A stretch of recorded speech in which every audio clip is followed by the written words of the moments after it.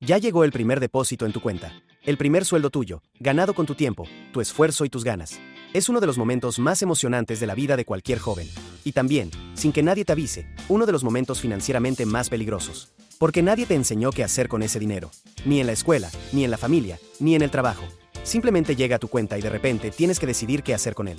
Y lo que hagas con tu primer sueldo, y con los que le siguen, va a determinar en gran medida cómo van a ser tus finanzas en los próximos 5, 10 y 20 años. En este video te voy a dar la guía que nadie te da cuando empiezas a trabajar. Sin términos complicados, sin consejos que solo funcionan si ganas mucho dinero, y sin hacerte sentir mal por los errores que ya cometiste. Esto es para ti, que estás empezando en 2026 y quieres empezar bien desde el primer día. Vamos. Primero lo primero, entiende lo que realmente recibes. Antes de decidir qué hacer con tu sueldo, necesitas entender exactamente cuánto dinero estás recibiendo y por qué el número que aparece en tu contrato no es el que llega a tu cuenta. En México, cuando te contratan te dicen un salario bruto.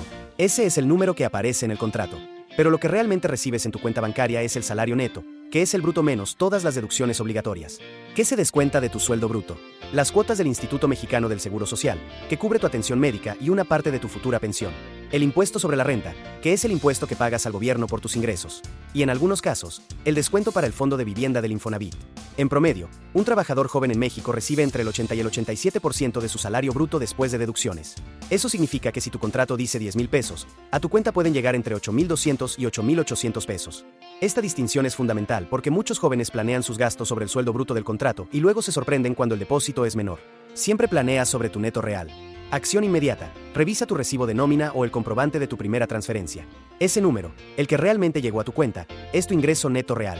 Ese es el número con el que vas a construir todo tu plan financiero. Tus prestaciones de ley, el dinero que muchos jóvenes ignoran. Aquí viene algo que muy pocos jóvenes saben y que puede costarte mucho dinero si lo ignoras. En México, como trabajador formal tienes prestaciones de ley que son obligatorias para tu empleador.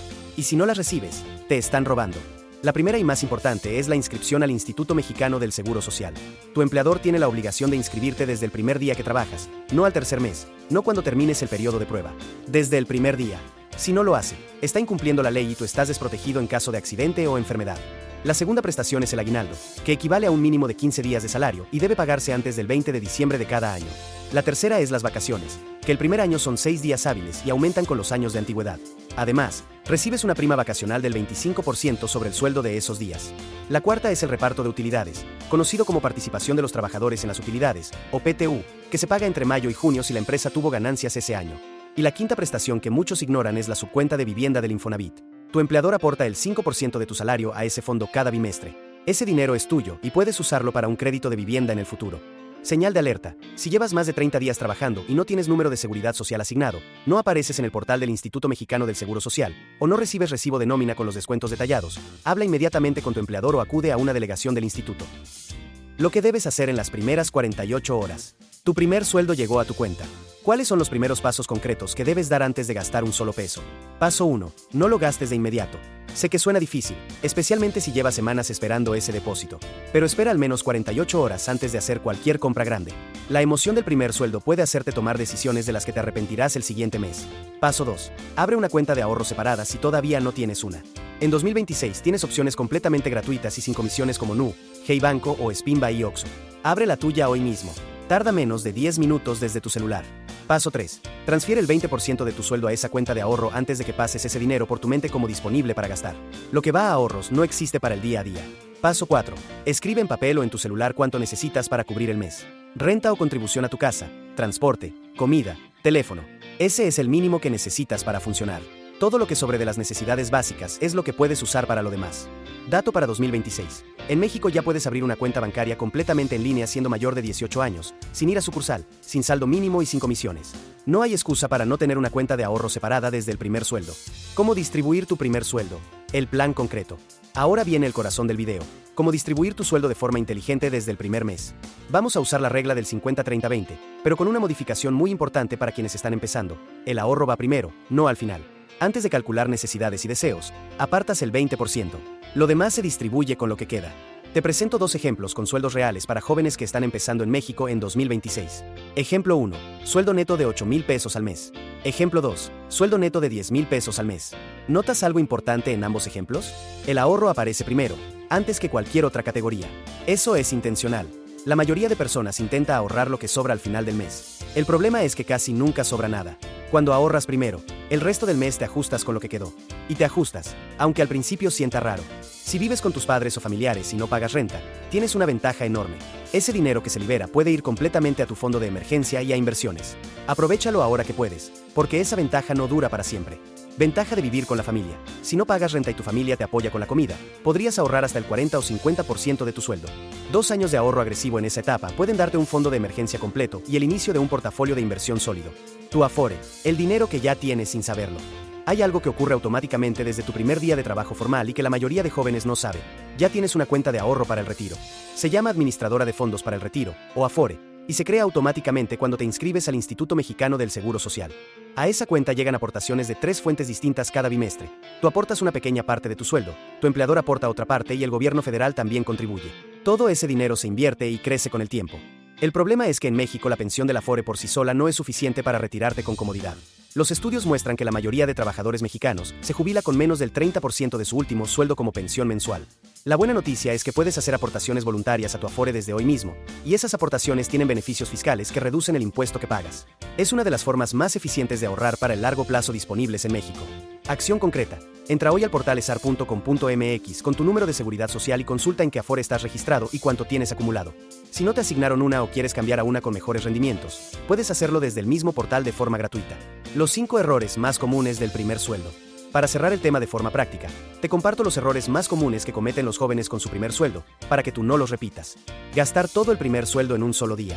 La emoción del primer ingreso propio desactiva el juicio financiero. Espera 48 horas antes de hacer cualquier compra grande. Pedir prestado antes de cobrar el segundo sueldo. Subestimar los gastos del primer mes de trabajo. Guarda un colchón del primer sueldo para cubrir gastos imprevistos del primer mes. Comprometerse con pagos fijos desde el primer mes. Querer estrenar todo, teléfono, ropa, plan de datos premium. Espera 3 meses antes de adquirir cualquier compromiso de pago fijo nuevo. No verificar las prestaciones de ley. Desconocimiento de los derechos laborales. Revisa que te estén inscribiendo al Seguro Social desde el primer día de trabajo. Comparar el sueldo con el de amigos y endeudarse para igualar el estilo de vida. Presión social del entorno. Recuerda que cada persona tiene contextos económicos completamente diferentes. El error que más veo y que más daño hace a largo plazo es el número 3. Comprometerse con pagos fijos desde el primer mes de trabajo. Comprar el teléfono más nuevo a meses sin intereses. Suscribirse a todos los servicios. Firmar un contrato de gimnasio. De pronto tienes 5 compromisos fijos mensuales antes de haber tenido siquiera 2 sueldos. Cada compromiso fijo que adquieres le quita flexibilidad a tu presupuesto. Y en los primeros meses de trabajo necesitas toda la flexibilidad posible para conocer cómo fluye tu dinero en esta nueva etapa. Regla de los 3 meses. Espera al menos 3 meses antes de adquirir cualquier compromiso financiero fijo nuevo. Esos 3 meses te dan el tiempo necesario para conocer tu flujo de dinero real en este trabajo, cubrir imprevistos del periodo de adaptación y tomar decisiones desde la razón, no desde la emoción del primer sueldo. El primer paso que cambia todo. Si hay un solo mensaje que quiero que te lleves de este video es este: lo que hagas con tu dinero en los primeros 2 años de trabajo va a definir tu situación financiera en la siguiente década. No porque tengas que hacerlo perfecto, sino porque los hábitos que construyes en este momento son los que se quedan. Un joven de 22 años que aprende a ahorrar el 20% de su sueldo y a invertir desde el primer mes tiene una ventaja enorme sobre alguien que empieza a aprender eso a los 35.